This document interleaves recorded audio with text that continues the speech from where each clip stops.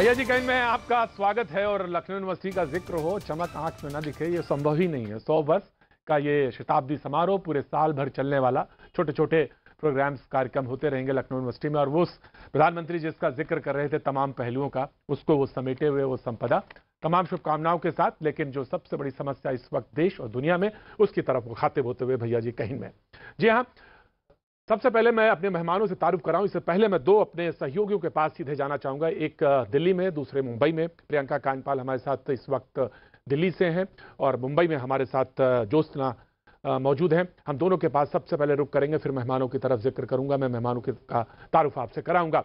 प्रियंका कांडपाल के पास सीधे चलना चाहूंगा। प्रियंका, जानना चाहूंगा जहां पे आप खड़ी हैं वहां, और आज खासतौर से दिल्ली में जो आंकड़ा रहा मौत का भी, और जो आंकड़ा खासतौर से बीमार होने, कोरोना की चपेट में आने वालों का वो, और उसके साथ जो तमाम बाजार हैं उनका रुख लोगों के बीच में। मैं तो अब आज ये कहने वाला हूं कि अगर आप नहीं डरते हैं तो पता नहीं क्यों आपको डरना चाहिए दिल्ली में, और जिस तरह से ये कोरोना है बिल्कुल डरना चाहिए। प्रियंका कांडपाल।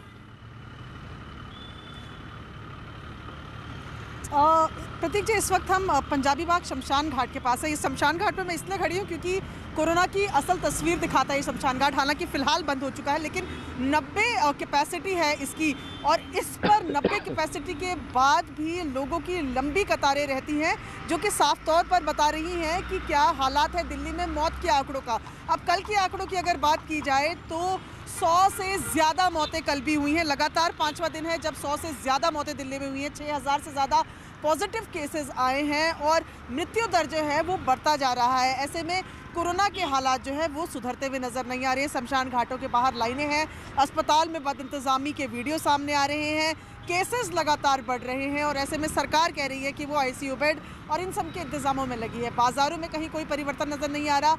कमला नगर मार्केट की रिपोर्ट हमने दर्शकों को दिखवाई, जहां पर लोग बेफिक्र होकर घूम रहे हैं। मास्क भले ही लगे हैं लेकिन सोशल डिस्टेंसिंग नहीं है, कहीं कोई टोकने वाला नहीं है। चालान हो रहे हैं तो सड़कों पर हो रहे हैं, 2-2 हज़ार के चालान हो रहे हैं। बावजूद उसके कम से कम बाजारों पे असर देखता हुआ नहीं मिलता है। और शमशान घाट की जो तस्वीरें हैं वो बेहद डरावनी है, क्योंकि 90 कैपेसिटी, ये पंजाबी बाग साउथ एंड सिटी का सबसे बड़ा क्रिमेशन ग्राउंड है। सीएनजी और जो नॉर्मल तरीका होता है लकड़ियों के द्वारा, दोनों तरीके से शव के दाह संस्कार यहाँ किए जाते हैं, और लंबी कतारें यहाँ लगती हैं। पहले रिक्वेस्ट की जाती है, फिर लोग लड़ने लगते हैं, लेकिन जो यहाँ शमशान घाट का प्रशासन है वो साफ तौर पर बताता है कैपेसिटी 90 की है, एक वक्त में 90 ही शवों का दाह संस्कार हो पाएगा। तो ये कुछ तस्वीरें हैं दिल्ली की जो भयावह हैं। लगातार मामले बढ़ रहे हैं, और सबसे ज्यादा चिंता की बात जो है वो ये कि मृत्यु के मामले जी बढ़ रहे हैं, और वो चौंकाने 100 से ज्यादा आप लगातार लाइनें लगी रहती हैं।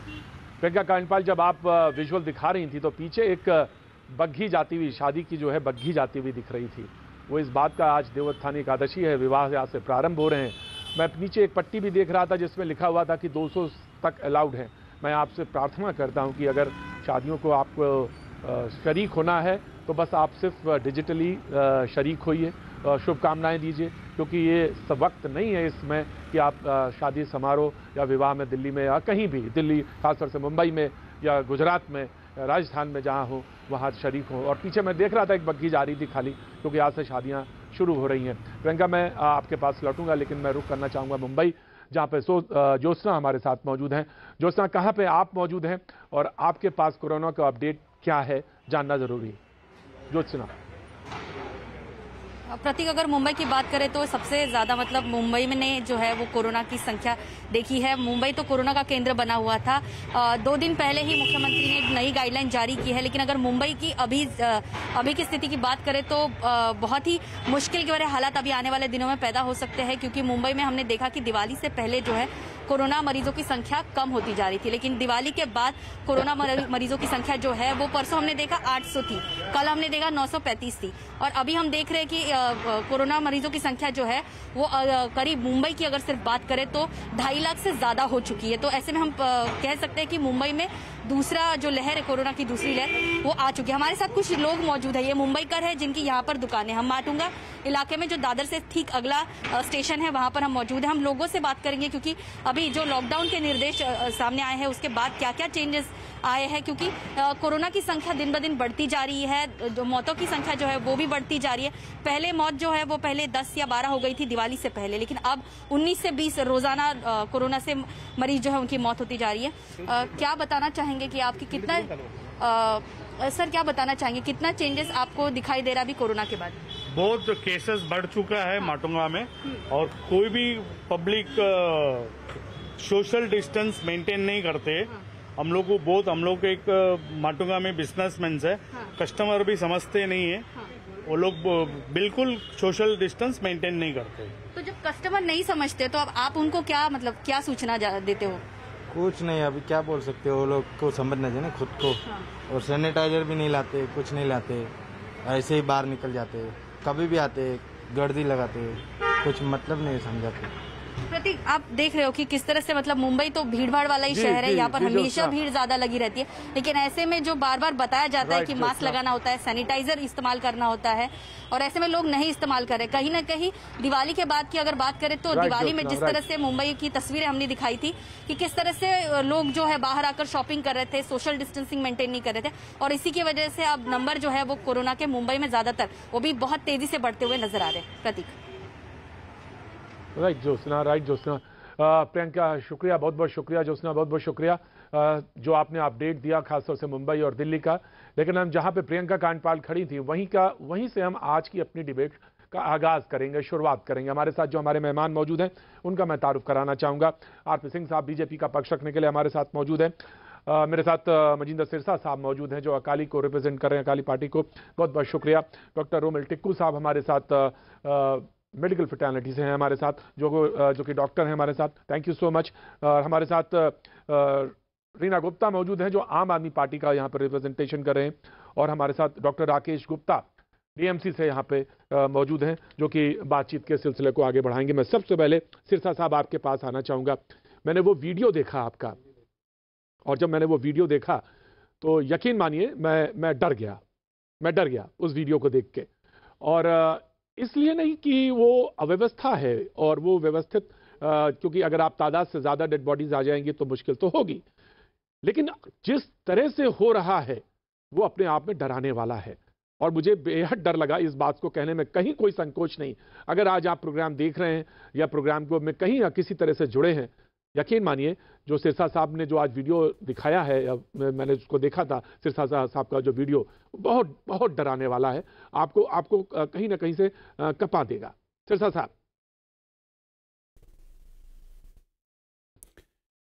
बिल्कुल जी, बात आपने ठीक कही, डराने वाला भी है और हमें समझाने वाला भी है, और कहीं ना कहीं सरकार की नाकामी दिखाने वाला भी है। प्रबंध किस तरह से बिगड़ चुके हैं, बियॉन्ड कंट्रोल हैं, ये दिखाने वाला भी है। अब इसमें 2-3 विषय हैं। पहली बात ये है, देखिए लोगों को बड़ा समझने की ज़रूरत है। जो कोविड है ये बीमारी कोई किसी को देख कर नहीं आ रही, किसी को पूछ कर नहीं आ रही। ये बीमारी इस तरह की है जो इसके साथ सीरियसली नहीं इसके साथ लेता वो ये उसको ले जाती है। अब मास्क की बात हम करें, बहुत सारे लोग हम देख रहे हैं कि बिना मास्क के घूम रहे हैं। हम लोगों को इतनी प्रॉब्लम होती है, हम गुरुद्वारा कमेटी का प्रबंध चलाते हैं, लोग हमारे पास आते हैं, हमें 24 घंटे काम करना पड़ता है, लेकिन जब लोग बिना मास्क के आते हैं हमें उन्हें बोलना पड़ता है, नाराज़ होके जाते हैं। हम सब लोगों को समझाते हैं। लेकिन दूसरी बात है कि दिल्ली की व्यवस्था इस तरह से बिगड़ चुकी है, दिल्ली में ना तो हॉस्पिटल रह गए हैं ना बेड रह गए हैं। आप यकीन माने, मेरे जैसा आदमी जो आज की डेट में कोई एमएलए भी नहीं है, एक फॉर्मर एमएलए हूँ, मैं तो गुरुद्वारा प्रबंध की सेवा, गुरु घर की सेवा खाली देखता हूँ, मुझे ही दिन में 20-20, 25-25 फ़ोन आ रहे हैं। किसी को बेड चाहिए, किसी को हॉस्पिटल नहीं मिल रहा। यहाँ तक की नौबत है कि मैं आज मेरे पास सीनियर पुलिस ऑफिसर बैठे थे और उन्होंने अपना एक्सपीरियंस बताया कि किस तरह से उनके साथ ही कितनी डेड बॉडीज़ पड़ी थी और उनको हॉस्पिटल छोड़कर जाने पड़ा। ये व्यवस्था जो है ये बिगड़ती जा रही है और बियॉन्ड कंट्रोल है। मैं यहाँ पे एक बात कह के अपनी बात समाप्त करूँगा। क्यों बियॉन्ड कंट्रोल है? क्योंकि हम लोगों ने, जो आज मौजूदा सरकार है, उनके जो नुमाइंदे भी यहाँ बैठे हैं, वो सारा पैसा खर्च किया है ऐड देने पे। सारा पैसा खर्च किया है कि दिल्ली सरकार फ्री में, देखिए जी, टेस्ट कर रही है, दिल्ली सरकार फ्री में टेस्ट करने जा रही है, दिल्ली सरकार फ्री में टेस्ट करेगी, दिल्ली सरकार ने फ्री में टेस्ट कर दिया। हमने सारा पैसा इस पे उजाड़ दिया। रेडियो पे जाइए आप, अखबार पे जाइए आप, आउटडोर होर्डिंग पे जाइए आप, टीवी चैनल पर जाइए आप, लेकिन जो करना था आप टीवी में दिखा रहे हैं। ये जो लाखों लोग घूम रहे हैं, इनके लिए सरकार ने कोई इंतजाम नहीं किया, ना ही सरकार का कोई विजन है। So it's a complete failure of the government, complete chaos of the government. और यही कारण है कि आज शमशान घाट के अंदर जगह नहीं है। मैं पंजाबी बाग शमशान घाट की आपको जो दृश्य दिखा रहा था, आपकी भी वहीं पे, अभी आपके क्रॉसपोंडेंट भी वहीं पे खड़ी थी, ये पंजाबी बाग क्रिमेशन ग्राउंड की सच्चाई ये है कि वहाँ पे अब जगह नहीं है। थोड़ी देर पहले ही मेरी बात हो रही थी, वहाँ रोज़ का ये हालात है कि बॉडीज़ ज़्यादा हैं और शमशान घाट पे और वहाँ संस्कार करने के लिए जगह नहीं बचती।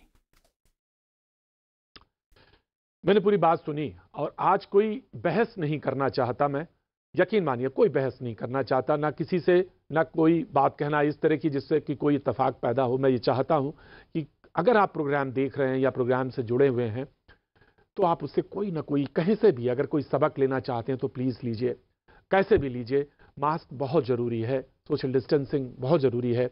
आम आदमी पार्टी के प्रवक्ता यहाँ पे मौजूद हैं, बीजेपी के मौजूद हैं और डॉक्टर अशोक सेठ अब मैं दिख रहा हूँ कि वो भी आ गए हैं। बहुत बहुत शुक्रिया सर। डॉक्टर साहब thank you so much for coming. हमारे साथ डॉक्टर रोमिल टिक्कू साहब भी मौजूद हैं। मैं सिरसा साहब जो कह रहे थे वो मेरे पास जो अपडेट है, जो आंकड़े हैं, वो मैं ये कह देता हूँ 2000 बेड बढ़ाए गए हैं सरकार कहती है।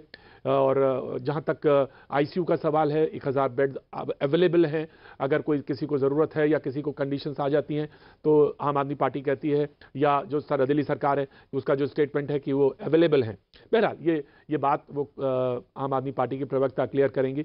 लेकिन मैं आम आदमी पार्टी के प्रवक्ता से ये जानना चाहता हूँ कि कहीं ऐसा तो नहीं कि फिर से आप लॉकडाउन की तरफ बढ़ना चाहते हो, क्योंकि जब आप बाजार में, मैं एक बात और कहना चाहूँ, सरकार सब कुछ कर सकती है, बहुत सक्षम होती है सरकार, लेकिन ये बात अगर जनता नहीं समझती है, बार बार नहीं समझती है कि मास्क लगाना, वो लापरवाही बरतती है, तो फिर आखिरी चारा होता है लॉकडाउन। और वो स्थिति अगर आ रही है, बहुत सारे लोगों के दिमाग में ये बात अब आने लगी है, स्टेशंस पे भीड़ बढ़ने लगी है, उससे पहले कि तमाम सारी चीजें अफरा तफरी की तरफ बढ़ें, सरकार को एक स्टेटमेंट जरूर देना चाहिए कि नहीं, हम कंट्रोल वाली स्थिति में हैं, हम कंट्रोल कर सकते हैं, हमारे पास अवेलेबिलिटी है और बेड्स की, हॉस्पिटल्स की, लिहाजा कहीं कोई पैनिक की जरूरत नहीं है। रेनू जी। तो प्रतीक जी, मुझे थोड़ा 2 मिनट का समय दीजिए, मैं सारी बात आपको अच्छे से बिल्कुल, आपको जितना आप बोलना चाहे, मैं बीच में टोकूंगा नहीं, बिल्कुल नहीं टोकूंगा। आप बोलिए, क्योंकि मैं बहस करना ही नहीं है आज, बिल्कुल बहस करने का कोई प्रश्न नहीं। देखिए, सबसे पहली बात तो ये, कोरोना एक बहुत बड़ा विकट संकट है। कोरोना के केसेस दिल्ली में बढ़ रहे हैं, देश में बढ़ रहे हैं, विश्व में बढ़ रहे हैं, सारे विश्व में कोरोना के केसेस बढ़ रहे हैं और सब जगह की सरकारें जो हैं कोशिश कर रही हैं पूरी कि कोरोना को हम कैसे डील करें। जहां तक दिल्ली सरकार का सवाल है, दिल्ली सरकार पिछले 8 महीने से पूरे वॉर फुटिंग पे कोशिश कर रही है। आज की तारीख में भी हमारे पास दिल्ली में 18,000 सरकारी अस्पतालों में बेड हैं, जिसमें कि 9,000 आज भी खाली हैं। हमने पिछले 3 दिन में 1000 आईसीयू बेड्स ऐड किए हैं। मुझे एक बात बताइए रीना जी, मुझे एक बात बताइए, आप यहाँ पे कहती हैं कि बेड खाली है, आप कहती हैं बेड खाली है, मैं बहस नहीं कर रहा, मैं टोका में बहुत बहुत बहुत दुख के साथ हूँ। आप कहती हैं बेड खाली है, सिरसा साहब कहते हैं, अभी सिरसा साहब कह रहे थे कि मेरे पास 5-10 रोज कॉल आते हैं। मुझे समझ में नहीं आता कि ये स्थितियां क्यों हैं। देखिए, इसका एक कारण ये हो सकता है, 10-15 कॉल, ये कारण हो सकता है कि प्राइवेट हॉस्पिटल्स जो हैं उनमें बेड की मैं मानती हूं कि कमी हो सकती है, लेकिन मेरे आपके चैनल के माध्यम से दिल्ली की जनता से ये गुजारिश है कि आप दिल्ली सरकार की ऐप पे या वेबसाइट पे दिल्ली फाइट्स कोरोना पे जाइए, उस पे देखिए आप कि कौन कौन से अस्पतालों में बेड्स खाली हैं। अभी भी मैं शो पे आने से पहले मैंने वेबसाइट पे देखा 8,945 बेड अभी भी खाली हैं और ये सारे बेड्स जो हैं ये दिल्ली सरकार के अस्पतालों में खाली हैं, लोकनायक हॉस्पिटल में खाली हैं और बाकी दिल्ली सरकार के जितने भी हॉस्पिटल्स हैं वहां सब जगह बेड्स खाली हैं। जहां तक कि प्राइवेट हॉस्पिटल्स में बेड्स की बात है तो हमें हमारे संज्ञान में आया था कि प्राइवेट हॉस्पिटल्स में बेड की कमी है। इसी कारण सरकार ने ऑर्डर पास किया कि प्राइवेट हॉस्पिटल्स में भी 80% बेड जो हैं वो कोविड के पेशेंट्स के लिए रिजर्व किए जाएं। तो ये कहना बिल्कुल गलत होगा कि दिल्ली सरकार कुछ नहीं कर रही है। दिल्ली सरकार पूरी मुस्तैदी से और वॉर फुटिंग पे काम कर रही है। दिल्ली सरकार एक ऐसी सरकार है जहां की हमने घर घर ऑक्सीमीटर पहुंचाए हैं, घर घर ऑक्सीजन सिलेंडर पहुंचाए हैं, हमने एम्बुलेंस की संख्या डबल कर दी, हमने फ्री ई सेवा आपको ई वैन उपलब्ध कराई हुई है। आज की तारीख में 65,000 टेस्ट रोज हो रहे हैं। मतलब इतने आप मुझे पूरे देश में कहीं दिखा दीजिए जहां इतने टेस्ट हो रहे हो। टेस्ट का ये है कि आज की तारीख में 30% दिल्ली वासी जो हैं उनका टेस्ट हो चुका है। इतने हमने टेस्ट करे हैं, क्योंकि कोरोना से डील करने का सबसे अच्छा तरीका यही है कि आप टेस्ट करिए और आप आइसोलेट करिए और कंटेनमेंट जोन बनाइए और होम आइसोलेशन करिए। ये पूरा जो दिल्ली सरकार का मॉडल है, ये मैं नहीं कह रही हूँ, ये अमेरिका के विशेषज्ञों ने बोला है कि आपको जोड़ना चाह रहे थे, मैं आगे बढ़ूं डॉक्टर सेठ के पास जाऊं। बहुत ही अच्छा मॉडल है। Right sir, right ma'am, right, Reena ji बिल्कुल सही कहा आपने। और वही तरीका है, जितने नंबर ऑफ केसेस बढ़ाए, नंबर ऑफ चेकिंग। एक आखिरी बात प्रतीक जी, बोलिए, कंप्लीट कर दीजिए। जहां तक की मृत्यु दर की बात है, देखिए किसी के घर में मौत होती है तो चाहे एक भी व्यक्ति मरे बहुत बुरा लगता है, और दिल्ली सरकार चाहती है कि एक भी मौत ना हो। लेकिन अगर आप मृत्यु दर की बात करें तो आज की तारीख में भी दिल्ली का मृत्यु दर 1.5 है, जो कि बहुत कम है। अहमदाबाद का मृत्यु दर 4.2 है, मुंबई का मृत्यु दर 4 है, लुधियाना का, अमृतसर का, दोनों जगहों का मृत्यु दर लगभग 4 है। तो क्योंकि दिल्ली सरकार ने इतनी मेहनत की है और ये सारे कदम उठाए हैं, और दिल्ली के जो डॉक्टर्स हैं, नर्सेज हैं, जो कोविड वॉरियर्स हैं, उन्होंने हमारा बहुत इसमें कोऑपरेशन किया है, उसी के चलते दिल्ली में आज भी मृत्यु दर 1.6 है, जो कि देश में लोएस्ट है। राइट, सिरसा जी आप कुछ बात कहना चाह रहे थे, उसके बाद मैं डॉक्टर सेठ के पास जाना चाहूंगा। जी, हाँ जी, मैं अपनी बहन को थोड़ी बातें क्लैरिफाई करना चाहता हूं। जो आपने 1.6 का है दर, वो 1.6 नहीं है, वो 2.8 के आसपास है, क्योंकि आपने आधे आंकड़े छुपाए हैं, जबकि दिल्ली के अंदर 2,500 लोग मारे गए अब तक इस कोरोना के चलते। आपका कसूर नहीं है, कोरोना बीमारी ऐसी है, लेकिन उसको आंकड़ों को छुपाने का भी कोई औचित्य नहीं बनता। जो हो रहा है वो लोगों को उल्टा समझ में आना चाहिए कि कितना खतरनाक है ये। तो आंकड़े छुपाने से कुछ नहीं होने वाला, एक बात। दूसरा, आपने ठीक कहा प्राइवेट हॉस्पिटल। देखिए, जो हमारी बहन कह रही थी, हुआ क्या, प्राइवेट हॉस्पिटल की तरफ लोग क्यों भाग रहे हैं? जब हमारे उप मुख्यमंत्री जी या हमारे हेल्थ मिनिस्टर बीमार होते हैं, वो सरकारी अस्पताल में नहीं जाते, वो प्राइवेट हॉस्पिटल में जाके एडमिट होते हैं। तो लोगों के मन में एक बात, खौफ आ गया कि सरकारी अस्पताल में तो इलाज हो ही नहीं सकता, अगर होता तो हेल्थ मिनिस्टर का ही हो जाता, या होता तो उप मुख्यमंत्री जी का ही हो जाता। इस कारण लोगों का विश्वास उठ गया सरकारी अस्पताल से। ये आपने बिल्कुल ठीक कहा, बेड खाली हो सकते हैं, तो लोग जाना ही नहीं चाहते इस खौफ के चलते। ये खौफ भी आप ही को निकालना पड़ेगा, या आम आदमी पार्टी की सरकार इस खौफ को निकाल सकती है। जी, ये खौफ निकालना पड़ेगा। निश्चित तौर से डॉक्टर्स जब बात करते हैं तो खौफ निकलेगा। मैं बिल्कुल आता हूं आपके पास रीना जी, मैं आता हूं, आप बिल्कुल जवाब दीजिएगा। मैं डॉक्टर सेठ के पास जाना चाहता हूं। सर, डॉक्टर रीना कह रही थी कि जितना जितना आप टेस्ट करते जाएंगे, जितनी स्क्रीनिंग होगी, वही बेहतर होगा, और ये एक तरीका है भी। लेकिन दिल्ली थर्ड वेव जो है, बार बार कहा जा रहा है कि वो झेल रहा है, और बहुत मुश्किल, बहुत डिफिकल्ट हालात हैं। बहुत, यहां तक की बात है कि आंकड़े छुपाए तक जा रहे हैं। अब सवाल यह है कि कैसे इसको टैकल किया जाए, कि क्योंकि बाजारों में भीड़ है, जनता सुनने को तैयार नहीं है, लगातार मास्क को अवॉइड कर रही है। मास्क के बारे में बोलिए तो वो कहते हैं हाँ भूल गए, लेके आए थे, कहीं रख दिया। तो ये जो लेम एक्सक्यूजेस हैं, वो कितने जानलेवा साबित हो रहे हैं, ये हम देख रहे हैं दिल्ली में। डॉक्टर सेठ जी, समझने की बात यह है कि एक दुश्मन है, और वो 8,000 लोगों को रोज इंजर कर रहा है, 150 लोग रोज मर रहे हैं, और एक ही दुश्मन है। इसलिए सबसे अगर हमने इसको कंट्रोल करना, तो हमको इकट्ठे होकर काम करना होगा। तो मैं कहूंगा पॉलिटिकल पार्टी से कि इकट्ठे होकर एक ही को दुश्मन समझिए, वो ये कोरोना वायरस है। और अगर हम साथ होकर, doctor as well as public, साथ होकर इसको करें, तो 2-3 महीने की बात है, जिसको हम अगर इसको कॉन्कर कर लिया, तो बाद में वैक्सीन भी आ जाएगी और हमें होप रहेगी। और ये बात सही है, इस टाइम पे जो डेथ्स हो रही हैं, वो बहुत इंपॉर्टेंट डेथ्स हैं। आप 3 जो हम पहली सेकेंड वेव की बात करते थे, वो वेव थी उन लोगों की जिसको कोरोना हो रहा था, वो कई एसिम्प्टोमेटिक भी थे, कहते थे कि जी हमें अस्पताल में एडमिट कर लीजिए आइसोलेशन के लिए, तो हम आ रहे हैं। बट इस टाइम जो वर्ग को, जिसको परेशानी हो रही है, वो है वल्नरेबल पीपल, 60 साल से ऊपर, जिनको लंग्स की प्रॉब्लम है, जिनको हार्ट की प्रॉब्लम है, जो वृद्ध है, और वो सीरियस होकर एडमिट हो रहे हैं, जिसमें कि ऑक्सीजन की कमी के साथ एडमिट हो रहे हैं।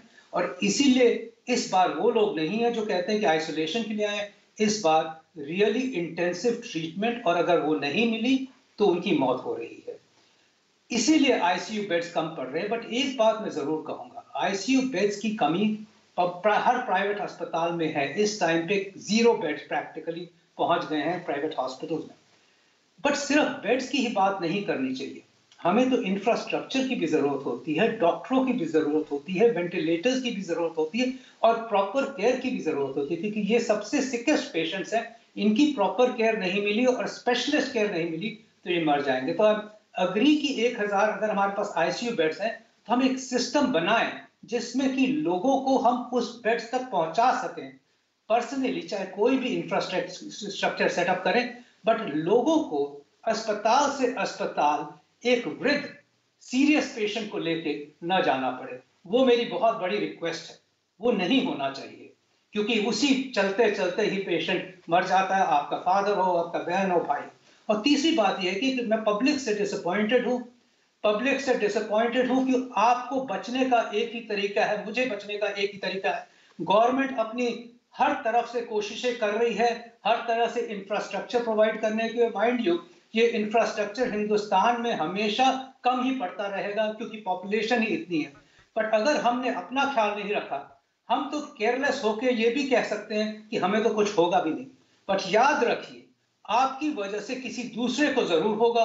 अगर आपने मास्क ठीक से नहीं पहना, आपको तो होगा ही, आप किसी और को ले डूबोगे, आप अपने घर में जाओगे, इन्फेक्शन स्प्रेड करोगे, और हो न हो आपकी फैमिली में किसी न किसी की अनफॉर्चुनेटली मौत हो जाएगी। ये मैंने देखा है, अपने खुद आंखों से देखता है पूरी फैमिलीज को तबाह होते हुए, और वो आज तक वो बच्चा या लड़का या फैमिली का मेंबर अपने आप को भूल नहीं सकता जिंदगी भर कि मेरी वजह से मेरे माता पिता की डेथ हुई।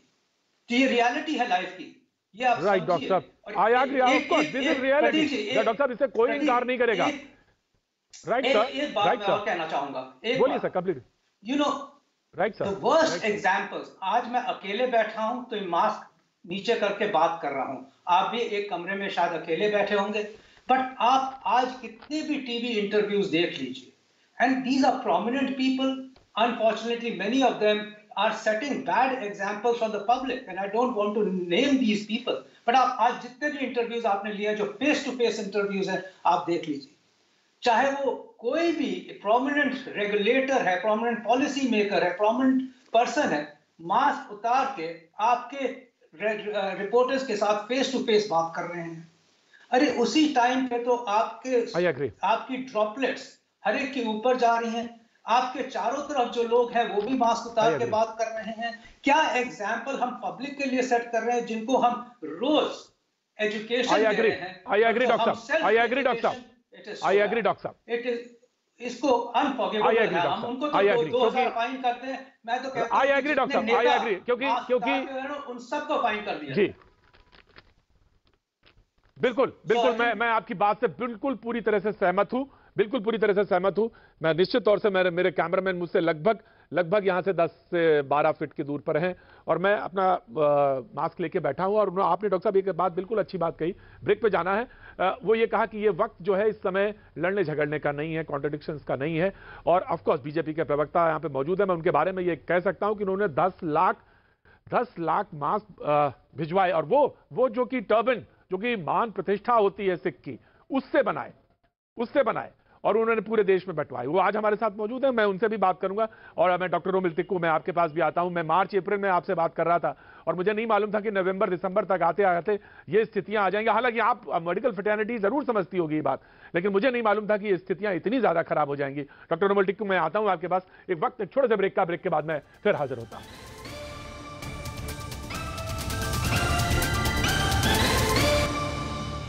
भैया जी कहीं में आपका एक बार फिर स्वागत है। बातचीत के सिलसिले को जोड़ने के लिए एक बार फिर से मैं मौजूद। विपक्ष का काम सवाल पूछना होता है, इसमें कहीं दो राय नहीं, लेकिन आज मैं आरपी सिंह साहब के पास जाता हूं उससे पहले मैं एक बात ये जरूर कहना चाहूंगा। डॉक्टर सेठ ने एक बहुत अच्छी बात कही, उन्होंने कहा कि ये वक्त निश्चित तौर से साथ जुड़ने का है। और आपने तो एक उदाहरण दिया कि 10 लाख मास्क बनाए उस टर्बन से, वो प्रतीक है इस बात का कि वो जो परंपरा है सिखों की, उस परंपरा को का प्रतिनिधित्व करती है वो। मैं चाहूंगा आप सवाल जरूर पूछें, सवाल पूछने में आप कहीं कोई गुरेज ना करें, लेकिन आप इस वक्त अगर कंधे से कंधा मिला देंगे, यकीन मानिए दिल्ली को इस वक्त सबसे ज्यादा जरूरत है। मैं पूरे देश के बाबत बात कर रहा हूं, और अगर आप उदाहरण बनेंगे इस वक्त, तो चाहे वो महाराष्ट्र हो, चाहे गुजरात हो, चाहे उत्तर प्रदेश हो, तमाम सारी चीजें सामने आएंगी और कंस्ट्रक्टिव वे में साफ दिखते नजर आएंगी। क्योंकि बहस सिर्फ इसलिए हो क्योंकि तू मैं हो, इससे ज्यादा बेहतर यह है कि कोई उदाहरण ऐसा हो जिसमें से कोई कुछ लेके अपने पास जाए तो कहे हाँ ये बात अच्छी थी, आज इसको हम आगे अपनाते हैं। डॉक्टर आरपी सिंह साहब। प्रतीक, धन्यवाद आपका। ये सर मैंने नहीं किया, यहाँ गुरुद्वारा कमेटी के हमारे अध्यक्ष बैठे, इन्होंने बड़ा काम किया, लंगर बांटा है लोगों में, एक दवा खाना शुरू किया है जिसमें बिल्कुल सस्ते दाम पर, मतलब आप सोचिए 10 या 20% की कॉस्ट पे दवाइयां दे रहे हैं लोगों को। तो ये लगातार सिख समुदाय की ओर से जो कोरोना काल में तो सब कर रहे हैं, वो टर्बन फॉर मास्क हो, लंगर हो, दवाइयां हो, सब काम हो रहे हैं। परंतु जो विषय है हम उस पे आए। आज जो संकट दिल्ली में है उसमें मैं अश्योर कर रहा हूं कि केंद्र सरकार की ओर से, एमसीडी की ओर से और पुलिस की ओर से, ये 3 डोमेन के क्षेत्र हमारे पास हैं, और तीनों की ओर से डोमेन की तरफ से हम पूरा सहयोग, और ये कह सकती है यहाँ पे मेरी जो प्रवक्ता बहन बैठी है यहाँ पर आम आदमी पार्टी से, कि केंद्र सरकार से लगातार जो मदद मिल सकती है मिल रही है। बेशक वो कोरोना किट हो, टेस्टिंग किट्स हो, वो बेशक वो मास्क हो, बेशक वो हॉस्पिटल बेड्स हो, वो आईसीयू बेड्स हो, बेशक वो वेंटिलेटर्स हो, हर स्तर पर वो 10,000 का सरदार पटेल के नाम के जो नया एक हॉस्पिटल अरेंजमेंट किया गया, जल्द से जल्द अभी डीआरडीओ की व्यवस्था की गई, और आगे भी जो इनकी जरूरत होगी हम पूरी उसमें व्यवस्था, उसमें चिंता करेंगे। परंतु 2-3 चीजें मैं निवेदन करना चाहूंगा, उस पर वापस से काम होगा तो ठीक होगा। उसमें मेरी टिप्पणी को इसको अन्यथा मत ले। दिल्ली में आपने कहा मास्क बहुत जरूरी, डॉक्टर साहब भी कह रहे थे मास्क जरूरी। डॉक्टर साहब, ये मास्क 24 घंटे साथ रहता है, क्योंकि यहाँ पे अभी कोई ऐसा सिस्टम नहीं यहाँ पे सामने हो, और मेरे साथ मैं क्योंकि अपने मोबाइल से कर रहा हूँ डिबेट, इसलिए दिक्कत नहीं, तो मास्क के बिना हम रहते नहीं। तो ये अच्छा किया आपने बता दिया कि अगली बार जब भी टीवी पे कोई भी बैठ देंगे तब मास्क लगा के देंगे ताकि लोगों में मैसेज जुड़ जाए। धन्यवाद आपका। परंतु जो मैं विषय जिस पे आ रहा था कि मास्क के लिए दिल्ली सरकार ने जुर्माना लगा दिया, बहुत अच्छी बात है, 2,000 रुपये का जुर्माना लगाना अच्छी बात है। परंतु मैं दिल्ली की हाउस होल्ड गिन रहा था, लगभग 50 लाख हाउस होल्ड है। अगर एक हाउस होल्ड में अगर हमने 50 रुपए के मास्क की, तो कुल मिलाकर 25 करोड़ का खर्चा है। 32 करोड़ से ऊपर तो भी दिवाली का जो अभी जो मेला लगा, जो दिवाली की जो पूजा हुई, उस पर जो सारे देश में कार्यक्रम टेलीकास्ट किया, उस पर खर्च कर दिया, वो वैसे ही खर्चा है। 25 करोड़ रुपये दिल्ली के हर घर में एक 5 मास्क पहुंचा दें कपड़े के, ताकि वो उसको धोकर दोबारा पहन सकें। क्या बड़ी कीमत है दिल्ली के लिए, दिल्ली सरकार के लिए पैसा खर्चना। दूसरा जो इसमें करने की जरूरत है वो है अर्ली डिटेक्शन की, जो जिस पर डॉक्टर साहब ने कहा कि हम अर्ली डिटेक्शन करें।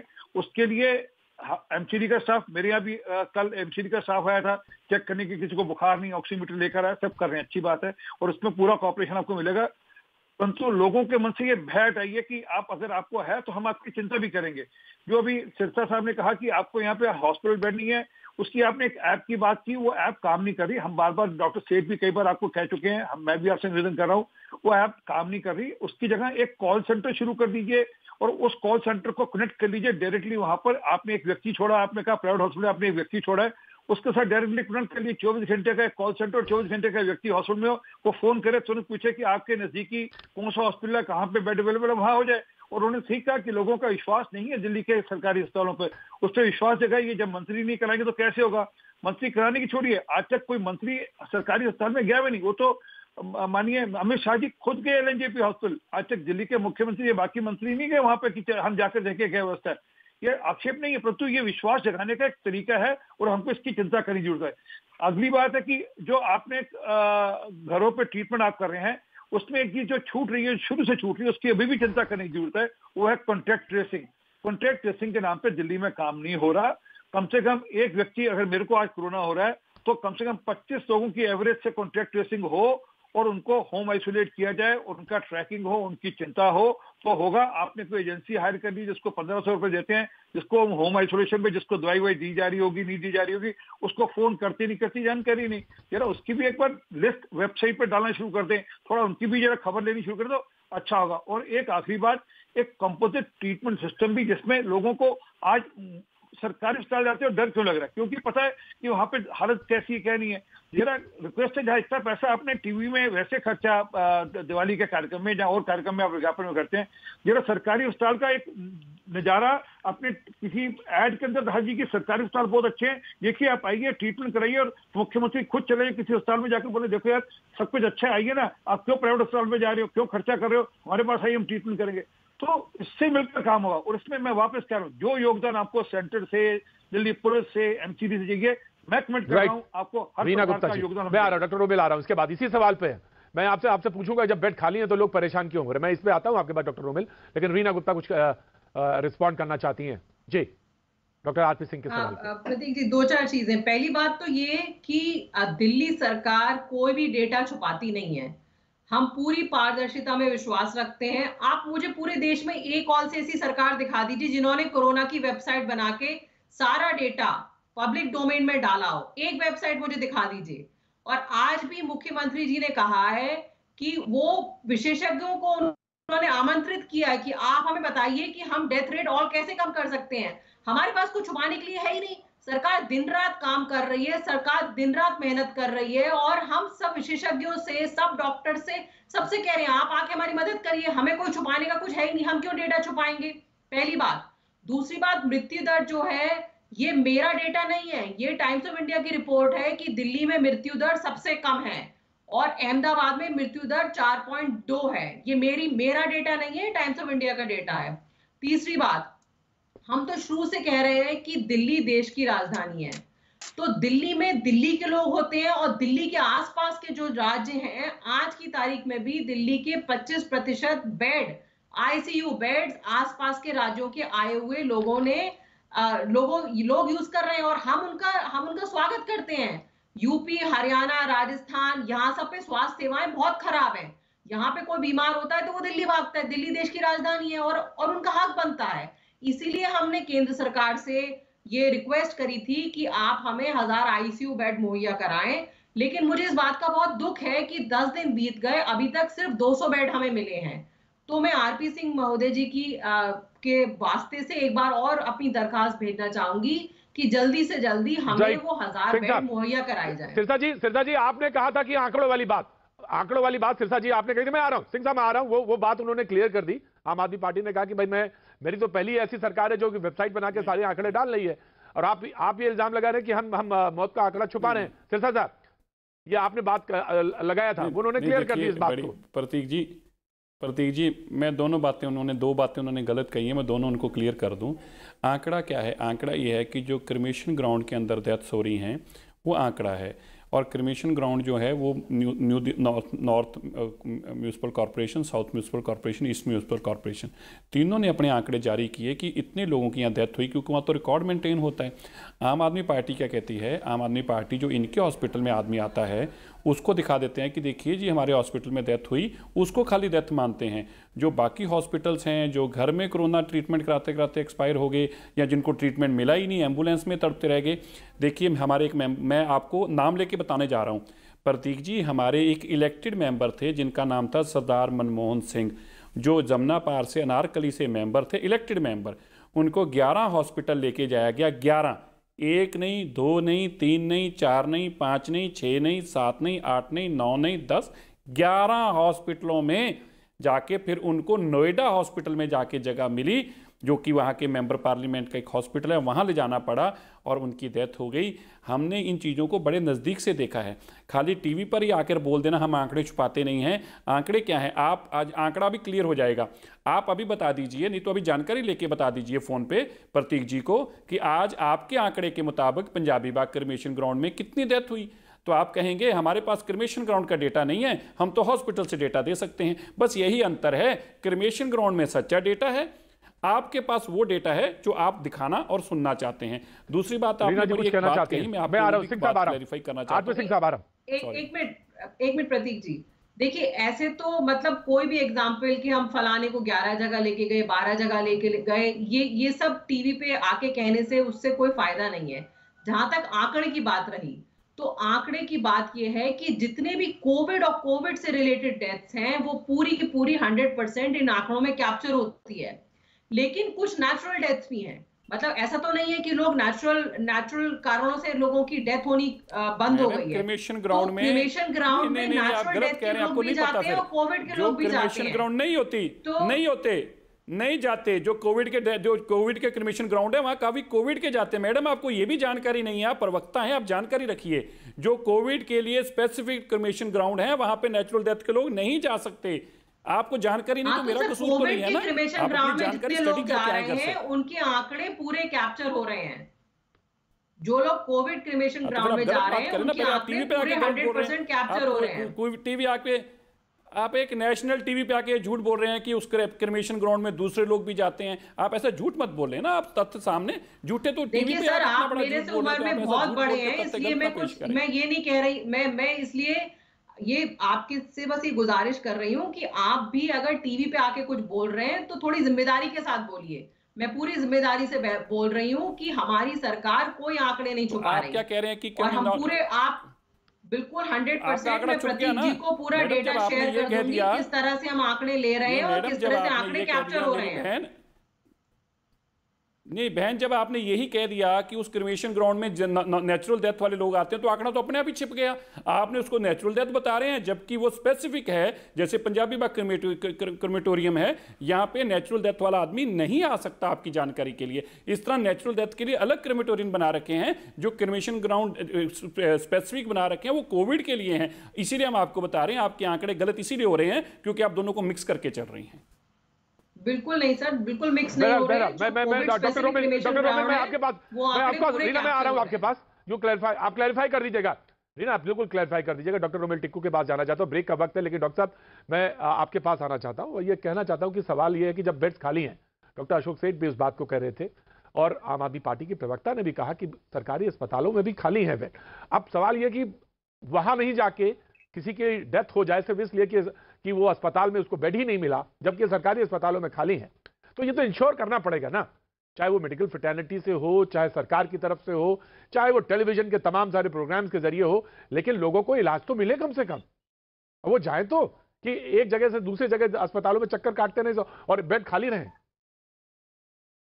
डॉक्टर रोमिल टिक्कू देखिए, मैं पहले से ये बोल रहा हूँ पिछले कुछ महीनों से कि कोऑर्डिनेशन नहीं है बेड को लेके। वो गवर्नमेंट हॉस्पिटल हो या प्राइवेट हॉस्पिटल हो, लोगों को, इवन डॉक्टर्स को नहीं पता है बेड्स कहाँ अवेलेबल हैं। अभी तक कोई ऐसी हेल्पलाइन नहीं है, कोई ऐसा नंबर नहीं है जिससे हमें पता चले। एप्स वगैरह हैं पर मुझे नहीं लगता है कि लोगों को पूरी जानकारी उससे मिल रही है, क्योंकि हमारे पेशेंट्स हमें फोन करके बार बार पूछते हैं कि कहाँ पर बेड्स अवेलेबल हैं और हमें भी नहीं पता होता है because there is no access. तो बेड्स को लेके तो प्रॉब्लम्स है ही दिल्ली में। अब आप कहेंगे कि बेड्स खाली हैं, हाँ बेड्स खाली होंगे गवर्नमेंट हॉस्पिटल्स में, बट लोग जाना नहीं चाहते वहां पर फॉर ऑब्वियस रीजंस। देखिए, जैसा हेल्थ के इंफ्रास्ट्रक्चर है हमारी कंट्री में, प्राइवेट हॉस्पिटल में ज्यादा देखभाल होती है, गवर्नमेंट में ज्यादा रश होता है, उतना ज्यादा इंपॉर्टेंस नहीं मिलती है हर पेशेंट को, तो नेचुरली वो चाहेंगे प्राइवेट हॉस्पिटल में जाना। जितने भी प्राइवेट टॉप हॉस्पिटल्स हैं आज की डेट में, जैसे डॉक्टर सेठ ने भी बताया, बेड्स नहीं है, स्पेशली आईसीयू बेड्स नहीं है, वेंटिलेटर बेड्स की बहुत ज्यादा कमी है।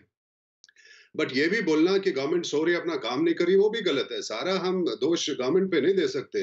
रातों रात आप आईसीयू बेड्स नहीं कर सकते हैं तैयार, रातों रात आप पीसीआर टेस्ट नहीं बढ़ा सकते हैं, बट किया है दिल्ली गवर्नमेंट ने, ये किया है सेंट्रल गवर्नमेंट के साथ मिलके, पीसीआर टेस्ट बढ़ाए हैं। 20-25 हजार टेस्ट हो रहे हैं दिन के, सबसे ज्यादा हो रहे हैं दिल्ली में। और बाकी रैपिड एंटीजन टेस्ट हो रहे हैं, आईसीयू बेड्स बढ़ाए जा रहे हैं, 80% बेड्स प्राइवेट में है। अब सब कुछ गवर्नमेंट नहीं करेगी, बाकी लोग को भी कुछ करना होगा इसमें। हेल्थ के वर्कर्स अपना काम कर रहे हैं, उनकी पर्सनल लाइफ पूरी खत्म हो चुकी है 6-8 महीने से। आप मुझसे पूछिए, दिन भर हम यही करते हैं, रात को घर आते हैं फोन पे लगे रहते हैं। तो उसके अलावा लोगों को भी तो रिस्पॉन्सिबिलिटी है, उनकी भी तो कुछ बनती है रिस्पॉन्सिबिलिटी, उनको भी तो कुछ करना होगा। बाहर जाने से पहले मास्क लगाना होगा उनको, सोशल डिस्टेंसिंग मेंटेन करना, कि जो दिवाली में वो लोग कर रहे थे, पार्टीज कर रहे थे। अभी तक इतनी ज्यादा मैं आपको एग्जांपल्स दे सकता हूँ लोगों की जो पढ़े लिखे हैं, एफ्लुएंट सोसाइटी से हैं सब लोग, वो मानते नहीं इस बात को कि मास्क लगाने, हंसते हैं वो लोग मास्क लगाने पे जब बोला जाता है उन्हें।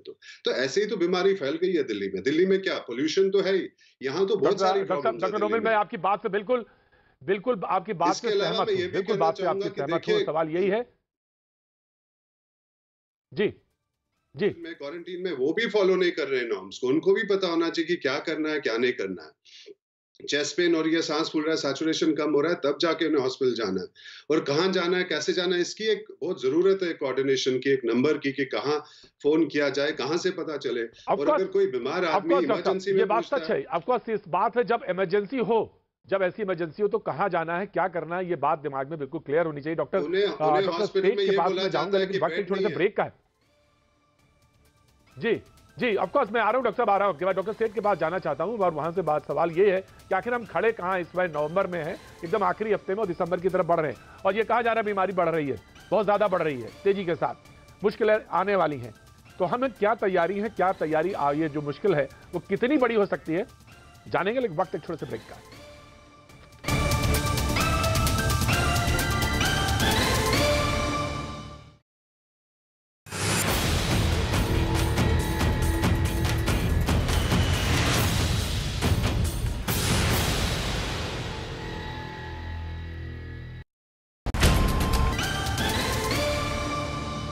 भैया जी कहीं में आपका एक बार फिर स्वागत है। बातचीत के सिलसिले को जोड़ने के लिए एक बार फिर से मैं हाजिर हूं। ब्रेक पे जब गया तो उससे पहले आरपी सिंह साहब कुछ कहना चाहते थे, मैं उनके पास आऊं, उसके बाद मैं डॉक्टर सेठ के पास आपके पास आना चाहता। कोरोना से अब आगे क्या नीति हो, कैसे लड़ना है, दिसंबर के में आने संकट बढ़ा। रीना मैं आपके पास इसके बाद आता हूँ। जी बीजेपी के प्रवक्ता आरपी सिंह साहब। देखिए मैं बड़ा हाथ जोड़कर विनती कर रहा हूँ, दिल्ली में 3 मूल बातें अभी भी जिसमें हम नहीं कर पा रहे उसको कर लें दिल्ली सरकार। वो है कॉन्टैक्ट ट्रेसिंग, जिसपे हम बहुत बुरी तरह विफल हो रहे हैं। दूसरा, हम लोग जिनको होम आइसोलेट कर रहे हैं उनकी चिंता ठीक कर लें, क्योंकि कई पेशेंट ऐसे जिनकी चिंता ठीक नहीं हो रही होम आइसोलेशन में, वो कर लें। और आखिरी जो मेरा निवेदन है वो है कि आप कृपा कर सरकारी अस्पतालों का ब्यौरा पब्लिक तक ले जाएं। आप थोड़ा पैसा खर्चे, वहाँ अच्छे ट्रीटमेंट है तो दहाए लोगों का विश्वास सरकारी अस्पताल में बढ़ाएं।